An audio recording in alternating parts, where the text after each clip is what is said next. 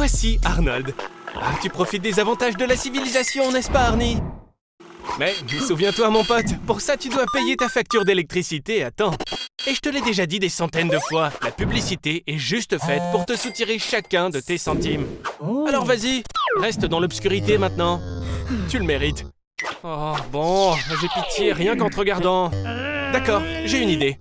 Tu vois, on est entouré de trillions de bactéries qui génèrent de l'énergie inutile à partir de la matière organique dont elles se nourrissent. Alors, voilà ce à quoi je pense. Construisons une centrale électrique bactérienne qui utiliserait ton caca comme carburant. Ce sera pas assez pour tous ces gadgets, n'est-ce pas? Mais à quoi tu t'attendais? Les bactéries sont vraiment minuscules. Oh, je sais. Il faut les agrandir.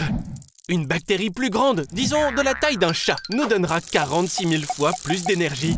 Et on peut obtenir encore plus de bactéries et plus de carburant. L'Amérique produit 128 milliards de litres d'eau usée par jour.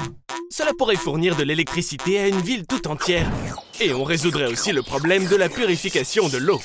Des halobactéries géantes qui se nourrissent de sel peuvent fournir de l'énergie gratuite à partir de l'océan et dessaler l'eau pour les régions désertiques. Pas moins de 3,5 millions de tonnes de plastique sont jetées chaque jour. La bactérie enrobée Ideonella sakaiensis peut recycler ce plastique en énergie. Ensuite, tu peux ouvrir un réseau de recharge pour véhicules électriques.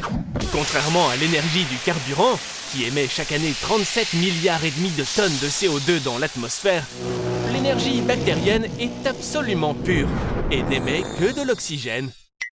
Ça semble être une idée de start-up, tout ça.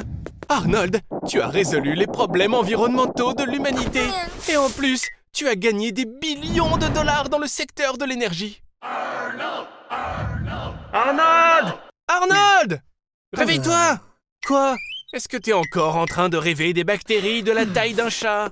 Tu dois savoir que la division cellulaire n'est possible que dans les organismes microscopiques. Lorsqu'une bactérie atteint sa taille maximale, elle se divise simplement en deux. Cela se produit toutes les 20 minutes.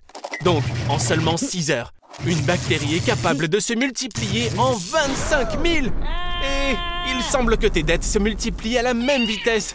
Il est temps de payer, Arnold. Dépêche-toi, allez! Sinon, dans 20 secondes, tu deviendras de la nourriture pour bactéries.